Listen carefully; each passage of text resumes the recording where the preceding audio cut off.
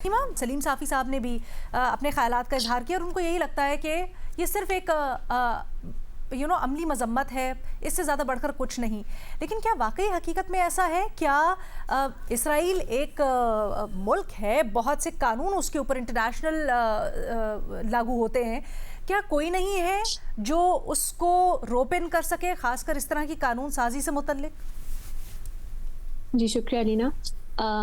ये हाल है कि जब ये कानून पास हो रहा था तो कुछ जो उनके पार्लियामेंट के मेंबर्स हैं नेसेट के, उन्होंने पिन्स पहनी हुई थी, न्यूज़ पिन्स।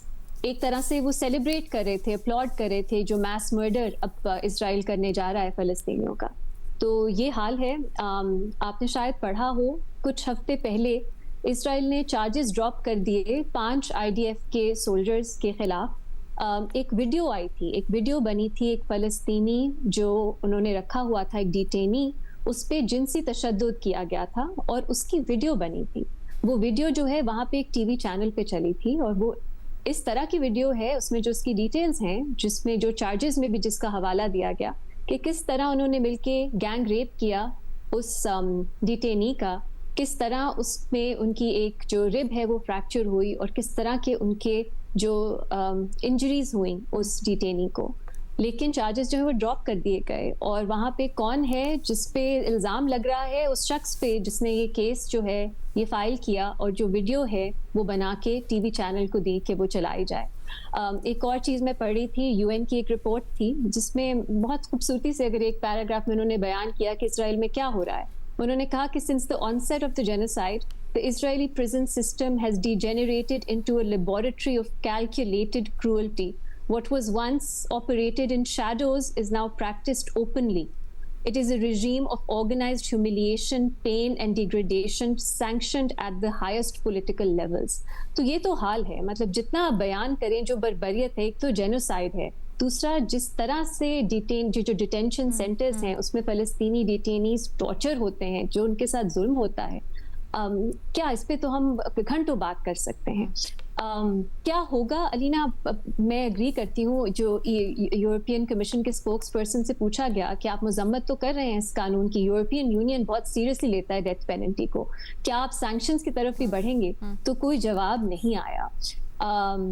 और हमने देखा है इंडिविजुअल लेवल पे कुछ स्पेसिफिक ओहदे रखने वाले लोगों को सैंक्शंस किया गया है मुख्तलिफ ममालिक की तरफ से, बरतानिया हो गया, कनाडा हो गया, मेरा ख्याल है फ्रांस भी।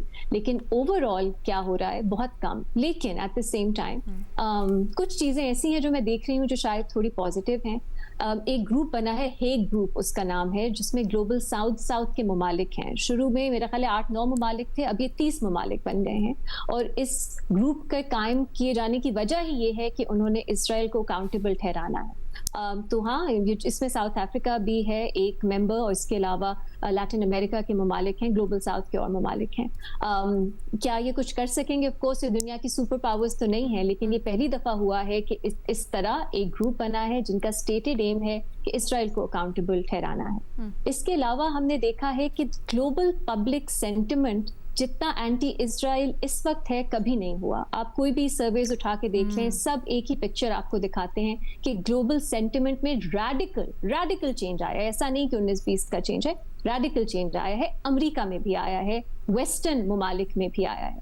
इसके अलावा बीडीएस जो पहले समझा जाता था एक फ्रिंज ग्रुप है जो बॉयकॉट्स और सैंक्शंस की बात करता है, लेकिन अब उसमें भी ये कहा जा रहा है, एस्टिमेट्स मुख्तलिफ हैं, लेकिन 8 से 10 बिलियन डॉलर्स का नुकसान जो है वो इसराइल को हुआ है। तो ये सब चीज़ें साथ साथ हो रही हैं, लेकिन at the end of the day जो चीज़ नहीं तब्दील हुई वो अमेरिका की ऑफिशियल सपोर्ट है इसराइल के लिए। जब तक उस ऑफिशियल सपोर्ट में तब्दीली नहीं आएगी, और ये एक ऐसी सपोर्ट है जो इसराइल को ग्रांटेड लेता है, जो उसको लगता है उसकी जो इम्प्यूनिटी है उसका एक गारंटर है ये सपोर्ट जो अमेरिका की तरफ से मिलती है। ये कब तब्दील होगी?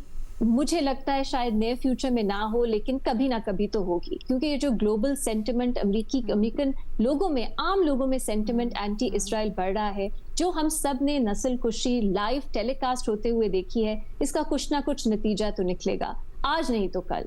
तो हाँ, इन द नियर फ्यूचर शायद तब्दीली ना आए, अकाउंटेबिलिटी ना हो। हम देख रहे हैं इंटरनेशनल क्रिमिनल कोर्ट में जो अकाउंटेबिलिटी के कुछ मुतालबात थे, उसमें अमेरिका ने किस तरह सैंक्शंस लगा दी उन लोगों पे जो इस पे काम कर रहे थे। लेकिन कभी ना कभी पब्लिक जो एक सेंटिमेंट है, मुझे उम्मीद है, और ये सिर्फ मैं बहुत आइडियलिज्म की बुनियाद पे नहीं कह रही, हमने पहले भी देखा है सेंटिमेंट्स जो हैं ऑफिशियल पॉलिसी बदलते हैं, वक्त लगेगा, लेकिन when American policy changes Israel के हवाले से, तो तब हम इजराइल की कुछ अकाउंटेबिलिटी या कुछ चेंज देखेंगे। अभी नहीं होगा, शायद कुछ सालों में भी नहीं होगा, लेकिन शायद, लेकिन वो कहते हैं ना कि हम अपनी लाइफ टाइम चीजें मोशन में है या ये गेम सब से कुछ हो रहा है, इसको हम बिल्कुल डिसमिस भी नहीं कर सकते। जो मैंने आपको 4-5 एग्जांपल्स दी, ये हम बिल्कुल डिसमिस भी नहीं कर सकते कि इनकी कोई अहमियत नहीं, मेरी नजर।